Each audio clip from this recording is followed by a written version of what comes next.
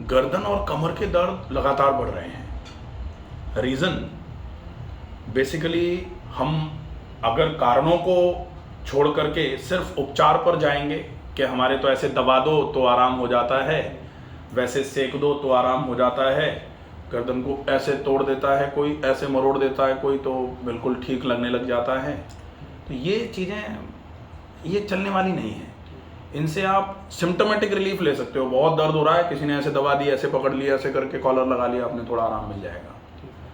लेकिन root cause क्या है किसी भी दर्द का, चाहे वो गर्दन का हो चाहे वो कमर का हो। आजकल साइटिका, स्लिप डिस्क, PIVD जिसको बोला जाता है, प्रोट्रूजन इंटरवर्टिब्रल डिस्क, यहाँ पर भी सर्वाइकल स्पॉन्डिलाइटिस बोलते हैं। तो ये क्यों हो रहा है?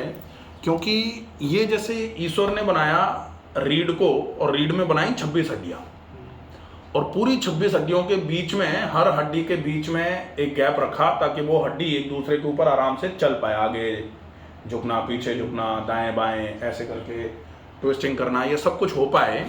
इसके लिए तो ये रीढ़ जो है मोबाइल बनाई।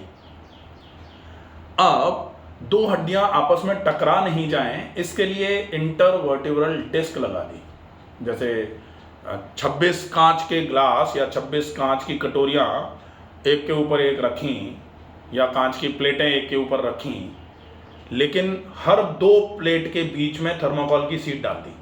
और थर्मोकॉल की भी नहीं, मैं तो कहता हूँ कि सिलिकॉन की जेली शीट डाल दी, बिल्कुल जो नरम है, जिस पर प्रेशर डालें तो वो थोड़ी फैल जाए, लेकिन जैसे ही प्रेशर रिलीज हो तो वो अपने दोबारा नॉर्मल शेप में आ जाए।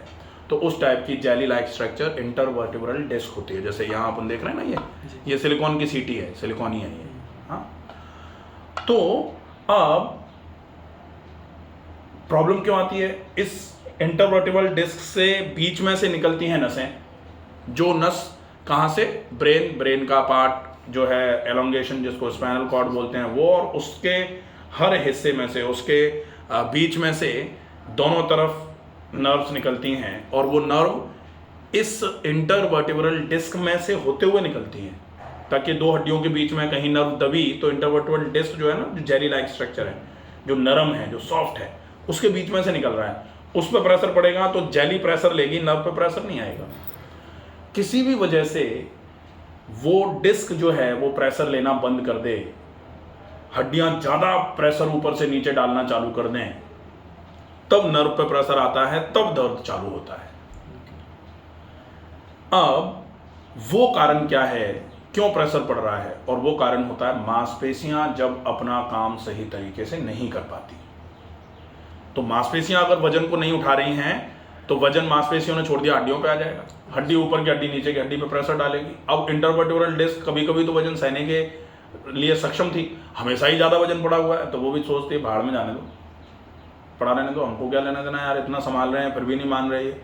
तो फिर इंटरवर्टिब्रल डिस्क जो है ना, प्रेशराइज होना चालू हो जाती है, और प्रेशर में आने के बाद वो प्रोट्रूड होना चालू हो जाती है। इसके लिए इसको बोलते हैं डिस्क स्लिप या डिस्क बल्ज, बाहर आना, डिस्क प्रोट्रूजन। हाँ, तो PIVD, प्रोट्रूजन इन इंटरवर्टिब्रल डिस्क, ये सारे टर्म्स जो है ना, ये मोर और लेस एक जैसे ही हैं। इसकी वजह से प्रॉब्लम जो आ रही है वो नर्व कंप्रेशन है। PIVD प्रॉब्लम नहीं है, स्लिप डिस्क प्रॉब्लम नहीं है। स्लिप डिस्क की वजह से नर्व पर प्रेशर पड़ा है, और नर्व पर प्रेशर है, इसलिए नर्व जहां जहां जा रही है वहां वहां दर्द करा रही है। तो अब इस दर्द को ठीक करना है अगर, तो जरूरी है कि नर्व पर से प्रेशर हटाओ। कब हटेगा? जब हड्डियां पास पास नहीं आएंगी या आपके रुक नहीं जाएंगी। कब ऐसा होगा?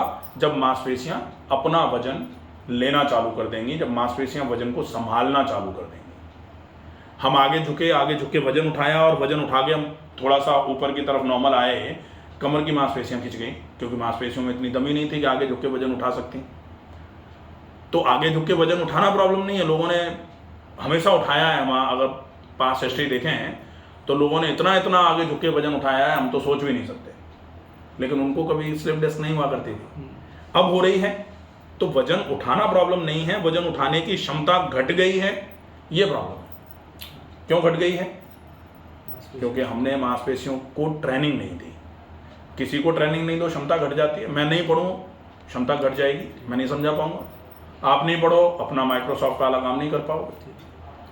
तो प्रैक्टिस मेक्स मैन परफेक्ट जो स्लोगन है, मांसपेशियों को भी तो ट्रेनिंग चाहिए। और ट्रेनिंग कोई ऐसा नहीं कि एक बार साइकिल चलाना सीख ली तो जिंदगी भर चलाते रहोगे, बंद कर दोगे तो भी। तो वो साइकिल चलाना सीखना और मसल की ट्रेनिंग में अंतर है। एक बार एक्सरसाइज करने से जिंदगी भर के लिए 30 मार का नहीं बनेंगे अपन, हमेशा प्रैक्टिस में बना रहना पड़ेगा।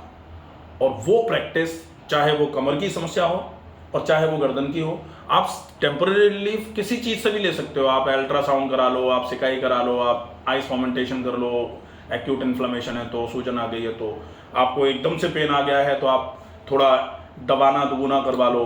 लेकिन ये सब सिम्टोमेटिक ट्रीटमेंट हैं। जब तक हम परमानेंट कॉज को ख़त्म नहीं करेंगे प्रॉब्लम नहीं जाएगी। और परमानेंट कॉज या तो लैक ऑफ एक्सरसाइजेस है, सेडेंटरी लाइफस्टाइल, लगातार एक ही जगह बैठे बैठे काम कर रहे हैं, उसकी वजह से मांसपेशियां बिल्कुल और ख़राब होती चली जा रही हैं। और दूसरा है, आप जैसे मान लो ऐसे बैठने का काम है, सीधे बैठने का, अब हम ऐसे करके बैठ के आपको समझाएं तो ऐसे करके बैठ के समझाने में क्या होगा, सिमेट्री बिगड़ रही है, पोस्चर गड़बड़ है। तो इनकरेक्ट पोस्चर, करेक्ट पोस्चर में तो मांसपेशियां चलो ठीक है थोड़ा बहुत संभाल भी लें, लेकिन वो वाली बात कि गड़बड़ भी हम ही कर रहे हैं और उसके बाद हम बैठेंगे भी टेढ़े मेढ़े ही, तो फिर मांसपेशियां बहुत बुरा मान जाती हैं। वो कहती हैं कि अब तो भाई पानी नाक से ऊपर हो गया, अब तो हम बदला लेंगे, और फिर वो बदले के मूड में आ जाती है। फिर आप खड़े रहोगे तो दर्द आ जाएगा, आप थोड़ी देर बैठोगे तो कमर चटक जाएगी आपकी, फिर आपको खड़े होना पड़ेगा, दर्द लेटना पड़ेगा।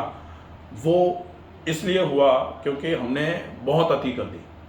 तो अब ऐसी स्थिति जब आ जाए कि बहुत ज़्यादा दर्द हो गया है तो फिर हम डायरेक्ट एक्सरसाइज से शुरू भी नहीं कर सकते। फिर हम पहले थोड़े समय के लिए रेस्ट देते हैं कि भाई मांसपेशियां बुरा मान गई और थोड़ा आराम कर लो, अच्छा खाना खाओ, बढ़िया मेहमानी करो, आराम से आराम करो, कोई काम नहीं लेंगे तुमसे और अच्छा खिलाएंगे तुमको। तो थोड़ा जो बुरा मान गई हैं उनको थोड़ा अच्छा लगना चालू हो जाता है, भाई ठीक है, बिल्कुल ऐसे ही चलता है सारा। हाँ, और फिर जब थोड़ा वो सही हो जाती हैं तो फिर थोड़ा थोड़ा करके उनसे काम लेना शुरू किया जाता है, थोड़ा कर दो ऐसे करके, तो थोड़ा थोड़ा काम वो शुरू कर लेती हैं। और जब वो थोड़ा थोड़ा करने के स्थिति में आ जाती हैं तब उनको अच्छा खिलाओ, खूब काम लो। फिर उनको भी ठीक लगता है कि भाई यार काम तो ले रहे हैं लेकिन खाने पीने को भी बढ़िया मिल रहा है। खाने पीने को मतलब आप अच्छा डाइट ले रहे हो और अच्छी एक्सरसाइज कर रहे हो, क्योंकि मसल के लिए डाइट से ज़्यादा ज़रूरी एक्सरसाइज होती है। आप अच्छा खिलाओगे, अगर एक्सरसाइज नहीं करोगे मसल बुरा मानेगी।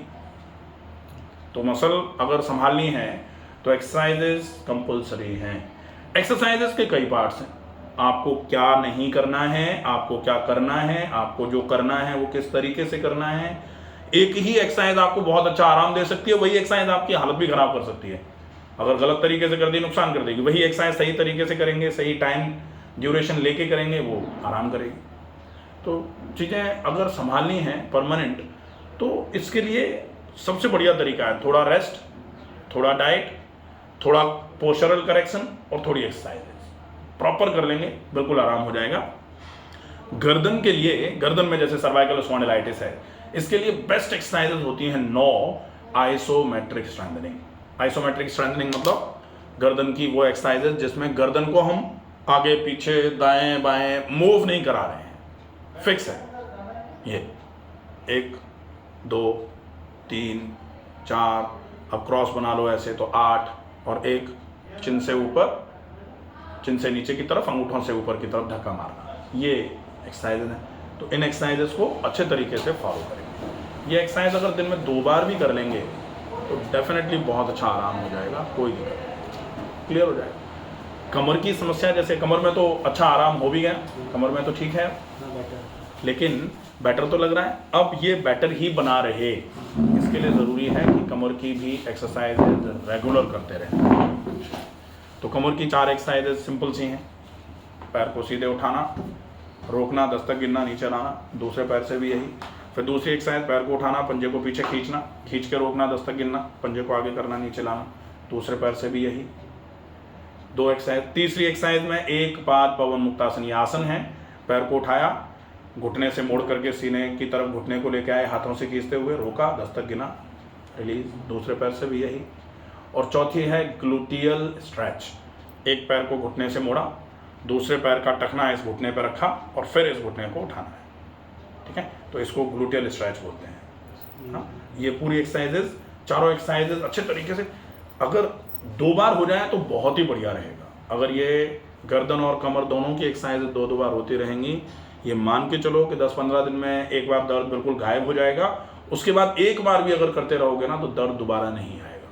फिर उतनी मजबूती आ जाएगी कि हम ऐसे करके भी बैठेंगे ना तो भी हम घंटों बैठते रहेंगे, ऐसे दर्द नहीं आएगा।